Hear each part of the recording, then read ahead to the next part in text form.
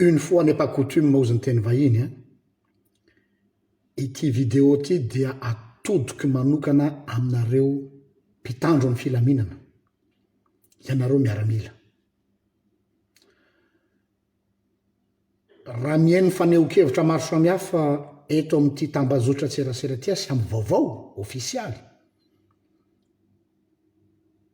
marina le fitenenana hoe ny valala misy fa miplaza koa ny mahay fa natiana na tsy tiana dia misy valala ary misy olana eto amin'ny firenena.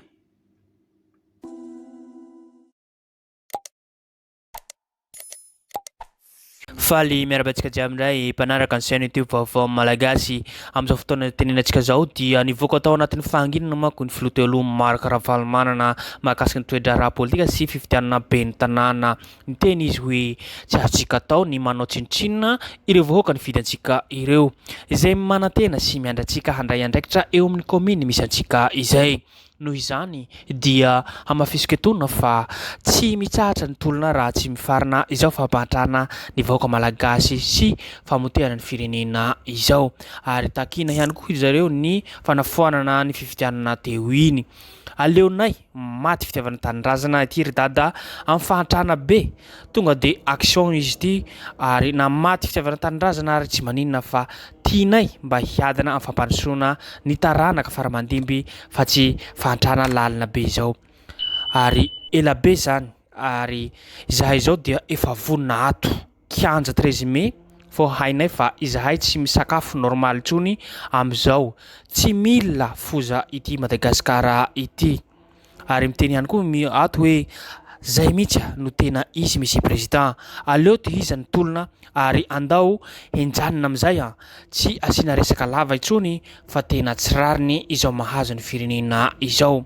mahantra ary tena mahantra fandiranova ny firenena manoloany harembe tsy hita spesipesina ny vahoaka volamena atseroa amin'ny kilao fa tsy grama vatosoa andramena tsy sisa tsy voatanisa ny malagasa nefa miamitombo ny tsy manakalofana matory antsena ary mandry andalana ny sécurité mangina fotsiny tsy azo tsy tenenantsika tsony raha mbola tatasika dia aleo tsy miteny ny afo efa mirehetra fa ny rivotra sisa andrasana dia ianareo leader eo ihany no andrasantsika amin'izao aza atao kabary dada asio action amin'izao fotoana izao tena aleo kabary zahay tonga de grève masika no tianay atao alefasy ny paikady ny député rehetra samy tarika olona avy amin'ny boriboritany tsirairay atombohy amin'ny andro hariva mampiasa vola raha ilaina izany aza mitarika olona tsy voateny tsara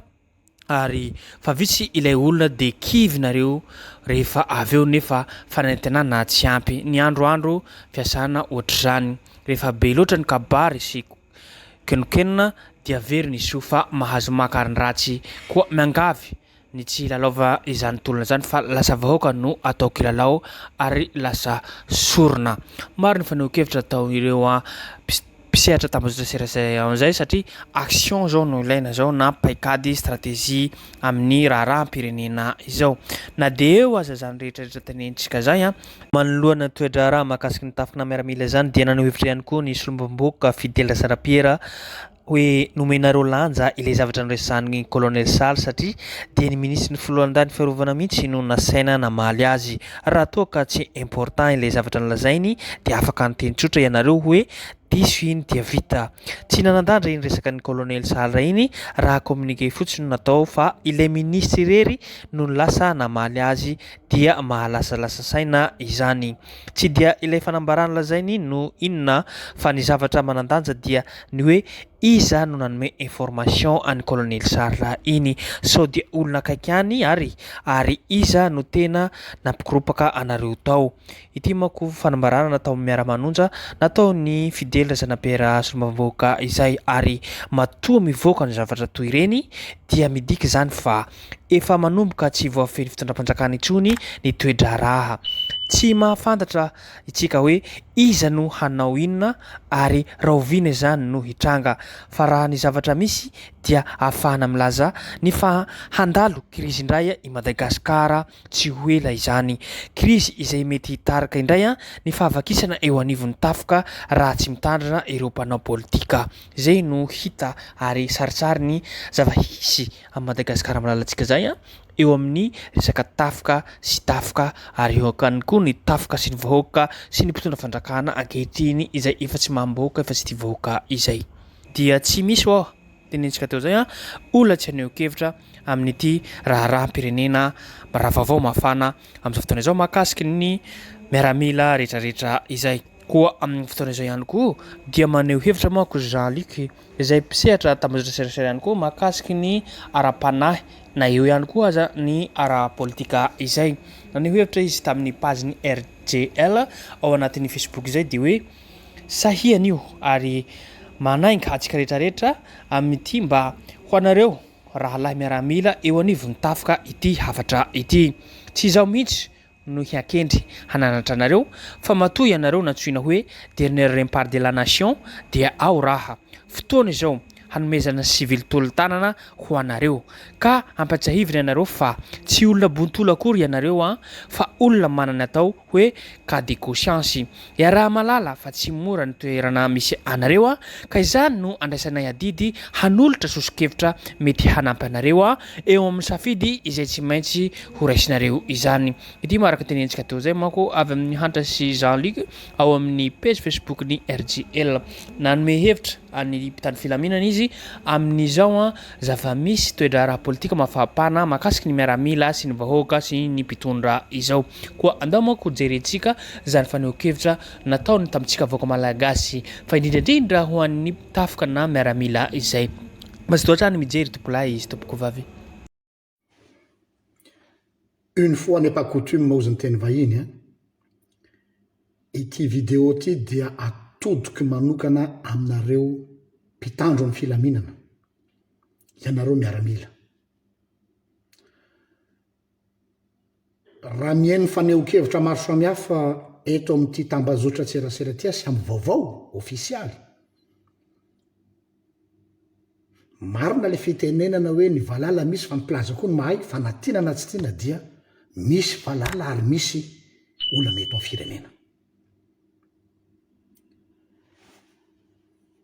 ary eo mpienonana zany rehetrarehetra zany dia matsiaro manana responsabilité sy devoir ny tenako manoloana an'izany am'izay mba hanjara briky kely mba ho entiko todika manokana aminareo miaramila aho zay ianareo zao no antondresaka am'izao fotoana zao tsy donneur de leçon akory no moral akory no tonga eto anylohanareo eto satria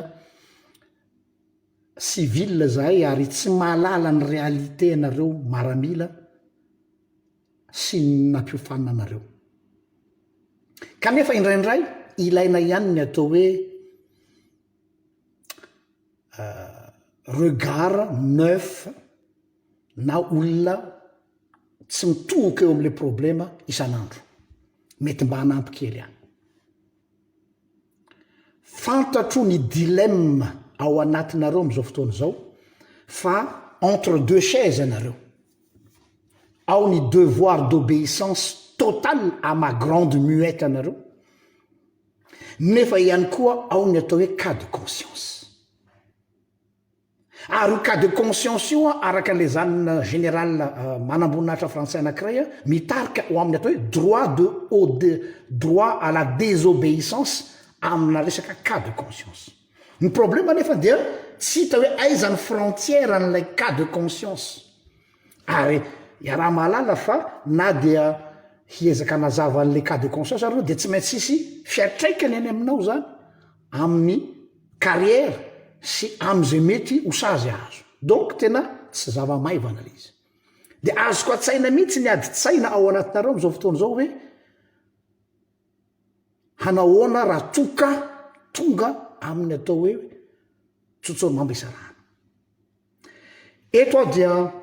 manao antso manokana ho an'ny aumônier ny tafika rehetra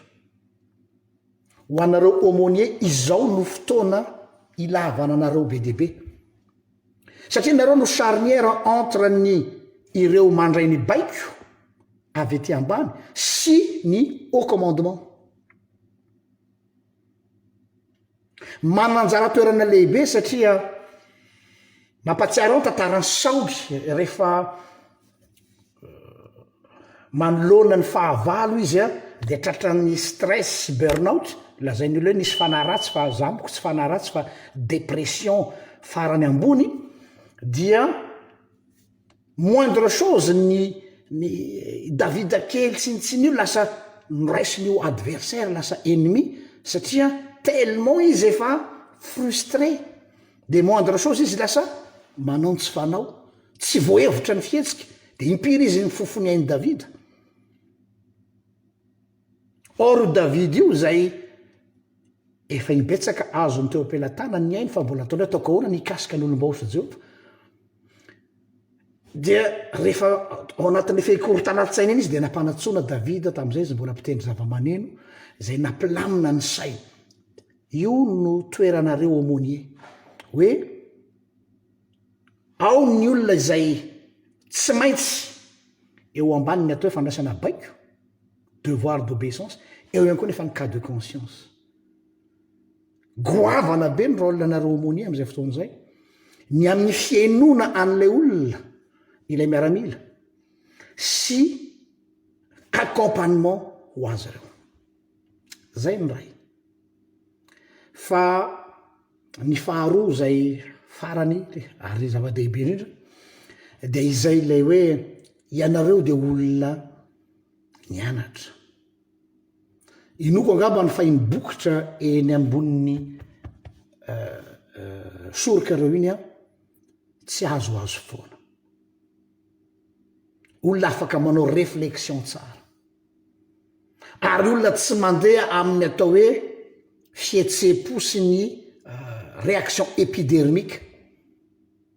nampianarina anareo tsara zany atao hoe contrôle de soi zany manoloana ny atao hoe provocation sy ny agressivité mandidina kanefa olombelona ihany koa nareo misy fetra ny zavatra rehetra rehefa tonga am'izay atao hoe fetra ny zaka zay manolo-kevitra anareo mba tsy handraisana fanapaha-kevitra anenenana dia misadresiava amin'ny aumônier misadresiava amin'ny olona zay mety anananareo confiance satria tsy zakanareo entany io farany na Jesosy tena ny aza rehefa hitany fa aina no vonjena dia na ny lalàna voasoratra ao amin'ny soratra masina aza dia navelan'i Jesosy hoe azo dikaina rehefa ny aina no en jeu quand il y a une vie en jeu le cas de conscience mihoatra noho ny fitsipika samita in'Andriamanitra tompoko toy zay sy zay ary vahoaka malagasy ny afaka nyzaretsika eto dia azadino trano miabone na manao zay na manao commentaire fa atsika matsaritsary zavatra zay makasitraka makatelina tompoko lahy izy tompoko vavy